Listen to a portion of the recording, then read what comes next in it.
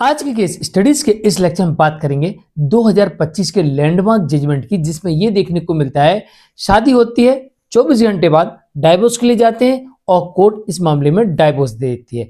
कारण जानकर आप हैरान रह जाएंगे कि कोर्ट ने इतनी जल्दी डिवोर्स क्यों दे दिया और इस केस में ऐसा क्या हुआ कि इश्क ही धोखेबाज निकल गया। जय जिनेंद्र, हूं केस जैन। वीडियो को लाइक और शेयर कर दीजिए और इस तरह जजमेंट्स पाने के लिए जिसमें लगभग आपको 200 से अधिक जजमेंट्स मिलेंगे या अन्य किसी जानकारी के लिए दिए गए नंबर पर आप हमें संपर्क कर सकते हैं। चलिए शुरुआत करते हैं।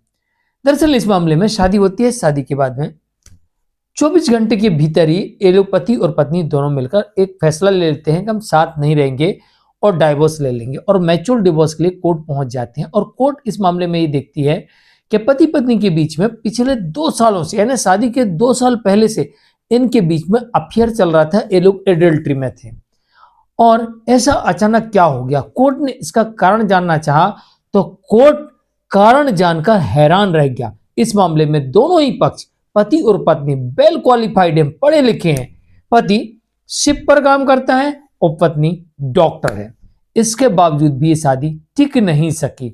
मात्र 24 घंटे की ये शादी रही और पिछले 2 सालों से इनके बीच में अफेयर था। एक दूसरे को जान रहे थे, पहचान रहे थे, समझ रहे थे, लेकिन फिर भी परिस्थिति ऐसी बदली कि 24 घंटे में मामला डिवोर्स पर चला गया। दूसरी कंडीशन इसमें यह देखने को मिली कि शादी के बाद पति अपनी इनकम और जॉब की जानकारी ठीक से पत्नी को दे नहीं पाया, पत्नी को संतुष्ट नहीं कर पाया।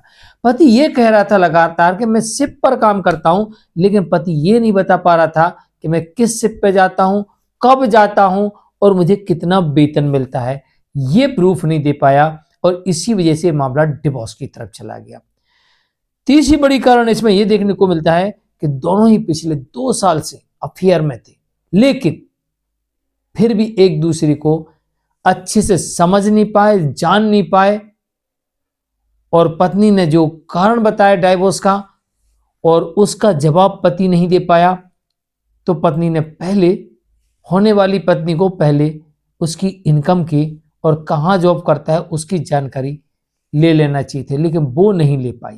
ये सबसे बड़ा कारण इस मामले में देखने को मिलता है। नंबर 4, जब कोर्ट ने देखा यहां पर कि पिछले 2 साल से ये लोग साथ में थे, लेकिन कारण बनता है यहां पर पति के द्वारा स्पष्ट ना कर पाना कि वो किस शिप पर काम करता है, उसकी जॉब क्या है, किस पोस्ट पर है और कितनी सैलरी है और कब वो जाता है उस जॉब पर। ये प्रूफ नहीं दे पाया और कोर्ट ने माना इस मामले में कि बाकी पत्नी के साथ धोखा हो गया है। और दूसरी बात, पत्नी इसकी जानकारी नहीं जुटा पाई है।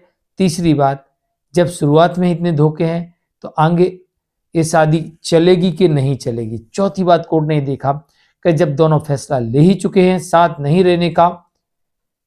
और पांचवी बात, परिवार के लोगों ने काफी प्रयास किया कि शादी ना टूटे, लेकिन फिर भी दोनों फैसला कर चुके थे। और छठवीं बात, कोर्ट ने कहा कि जब एक साथ इन्हें नहीं रहना है तो जबरन रखना, इनकी इच्छा के विरुद्ध एक साथ रखना संविधान का उल्लंघन है। तो सातवीं बात, कोर्ट ने कहा कि जबरन एक साथ नहीं रह सकते, नहीं रख सकते, एक साथ रहने के लिए विवश नहीं कर सकते। और आठवीं बात, कोर्ट ने कहा कि जब साथ नहीं रहना फैसला कर ही चुके हैं तो फिर यहां पर डिवोर्स दे देनी चाहिए। नौवीं बात, 1 साल का सेपरेशन और 6 महीने का कूलिंग पीरियड को माफ करते हुए कोर्ट ने इस मामले में डिवोर्स दे दिया। मैंने इसके पहले भी एक जजमेंट बताया था जो छत्तीसगढ़ हाईकोर्ट की तरफ से आया था। उस मामले में भी कुछ ऐसा ही हुआ था कि पति पत्नी के मध्य में कुछ ऐसा हो गया कि पत्नी और पति दोनों ने मिलकर 24 घंटे के भीतर ही डिवोर्स का फैसला ले लिया, लेकिन फैमिली कोर्ट ने डिवोर्स देने से इनकार कर दिया। तो छत्तीसगढ़ हाईकोर्ट ने यह कहा कि जब साथ रहना ही नहीं है तो म्यूचुअल डिवोर्स दे देनी चाहिए। और उस मामले में भी वहां पर डिवोर्स दे दिया गया था और इस मामले में भी यहां पर भी डिवोर्स दे दिया। लेकिन सबसे हैरानी वाली बात है कि प्यार प्यार ना रहा, इश्क इश्क न रहा। कसम से इस मामले में तो इश्क ने ही धोखा दे दिया। मैं हूं केस जैन। आज के लिए इतना ही। नमस्कार।